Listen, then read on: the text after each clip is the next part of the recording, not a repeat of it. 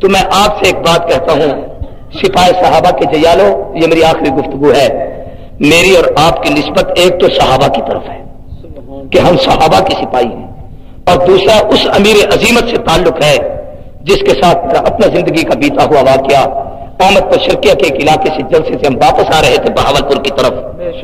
بالکل یہ ساتھ ہے، فلک شیر ساتھ تھا، اکٹھے سفر کر رہے تھے، راستے میں ایک جگہ آئی، مغرب کی نماز کا وقت ہو گیا تو مولانا شہید نے اس وقت کہا یہاں لبے سڑک نہر کے کنارے پر نماز پڑھ لیں۔ میں بھی مولوی تھا، کتابیں تو ہم نے بھی تھوڑی بہت پڑھی ہوئی تھی، تو میں نے کہا حضرت جی بہاولپور شہر قریب ہے، وہاں چل کے نماز پڑھ لیں گے، اس میں کیا فرق پڑتا ہے، 5-10 منٹ دیری ہو جائے گی،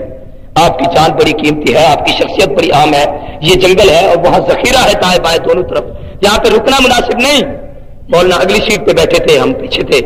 مولانا نے یوں دیکھ کر کہا کہ مولوی 5 منٹ تمہیں اپنی زندگی کا یقین ہے؟ اگر موت واقع ہو جائے اللہ کا یہ فرض تمہارے سر نہیں رہے گا۔ تاریخ نے 2 آدمی پیدا کیے ہیں، دل پر یہ جملے لکھ لیجئے، تاریخ نے 2 آدمی پیدا کیے ہیں جن کو دنیا نے شیخ الاسلام کہا ہے، یا ابن تیمیہ کو شیخ الاسلام کہا گیا تھا، یا شیخ الاسلام شبیر احمد عثمانی کو کہا گیا ہے۔ تاریخ نے 2 آدمی پیدا کیے ہیں جن کو تاریخ نے حافظ الحدیث کے نام سے یاد کیا ہے، یا پہلے دور میں ہمیں تاریخ بتاتی ہے ابن حجر اسقلانی کو کہا گیا، یا اس دور میں شیخ الاسلام عبداللہ درخواستوی کو کہا گیا۔ تاریخ نے 2 آدمی ایسے پیدا کیے ہیں اور جن کے مرنے کے بعد ان کی قبر سے 6 ماہ تک مشک عنبر کی خوشبو مہکی ہے، یا پہلے دور میں حضرت امام بخاری رحمت اللہ علیہ جس نے صحیح بخاری لکھی تھی اس کی قبر سے مشک عنبر کی خوشبو مہکی، یا تاریخ میں دوسرا آدمی وہ شخص جس کو تاریخ نے امام لاہوری حضرت مولانا احمد علی لاہوری کے نام سے یاد کیا ہے، جس کی قبر سے مشک عنبر کی خوشبو مہکی ہے۔ تاریخ میں 2 آدمی ہیں جن کو امیر عظیمت کہا گیا ہے، یا پہلے دور میں قرآن کی حفاظت میں توڑے کھانے والے احمد بن حنبل کو امیر عظیمت کہا گیا، یا اس دور میں عائشہ کے دوپٹے پر جان دینے والے حق نواز کو امیر عظیمت کہا گیا۔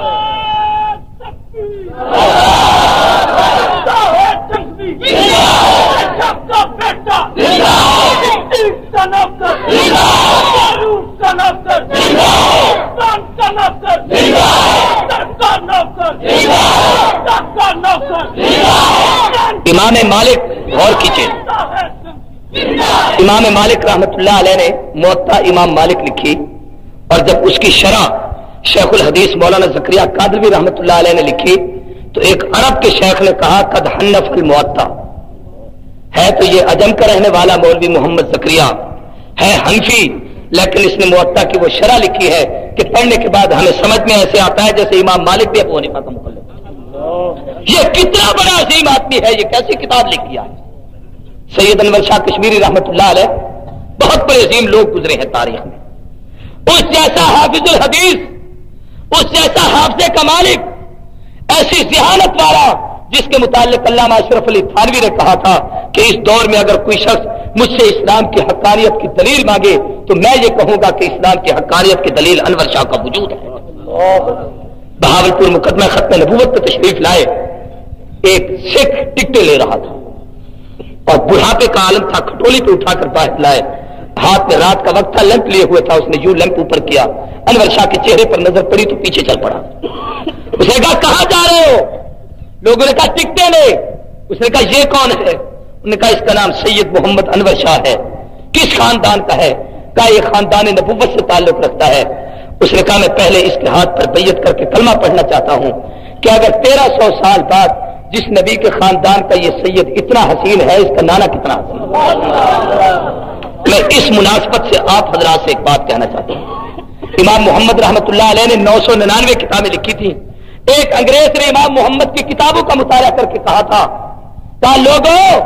اگر شاگرد امتی محمد کا اتنا علم ہے تو نبی محمد کا علم پتہ نہیں کیسا ہوگا۔ تو میں آپ سے ایک بات کہتا ہوں، سپاہ صحابہ کے جیالو، یہ میری آخری گفتگو ہے، میری اور آپ کی نسبت ایک تو صحابہ کی طرف ہے کہ ہم صحابہ کے سپاہی ہیں، اور دوسرا اس امیر عظیمت سے تعلق ہے جس کے ساتھ میرا اپنا زندگی کا بیتا ہوا واقعہ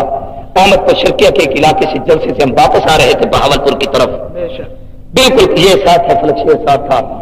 اکٹھے سفر کر رہے تھے، راستے میں ایک جگہ آئی، مغرب کی نماز کا وقت ہو گیا تو مولانا شہید نے اس وقت کہا یہاں لبے سڑک نہر کے کنارے پر نماز پڑھ لیں۔ میں بھی مولوی تھا، کتابیں تو ہم نے بھی تھوڑی بہت پڑھی ہوئی تھی، تو میں نے کہا حضرت جی بہاولپور شہر قریب ہے،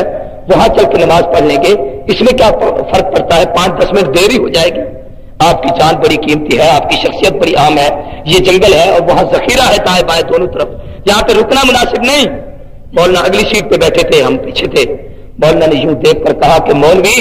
5 منٹ تمہیں اپنی زندگی کا یقین ہے؟ اگر موت واقع ہو جائے اللہ کا یہ فرض تمہارے سر نہیں رہے گا۔ میرے ساتھیوں، میں یہ صرف آپ سے کہنا چاہتا ہوں کہ جس سے نسبت ہے کم از کم عملی کردار ہم ایسا طریقہ بنائے، وہ کردار اپنائے کہ لوگ مجھ کو اور آپ کو دیکھ کر کہیں کہ جب یہ سپاہی ایسے ہیں تو ان کا جرنیل کیسا ہوگا، یہ ایسے ہیں تو ان کا قائد کیسا ہوگا۔ اور رہی مولانا اعظم طارق کی بات تو اگلے دن میں نے ایک جگہ کہہ دیا تھا ان کی عدم موجودگی میں، یہ ہوتے نہ ہوتے تو زیادہ بہتر تھا میرے اس جملے کے سننے پر۔ میں نے کسی کو کہا کہ وہ طارق کہتے ہی اس کو ہے قرآن کی اصطلاح میں کہ والسماء والطارق وما ادراک ما الطارق النجم الثاقب۔ قرآن نے طارق کا معنی یہ کیا ہے کہ ایسا ستارہ، مولانا اعظم طارق، ایسا ستارہ جس کو خدا شیطان کے پیچھے لگاتا ہے، جہاں وہ جائے یہ اس کا پیچھا کرتا ہے۔ النجم الثاقب، وہ ستارہ جو نہ چھوڑے۔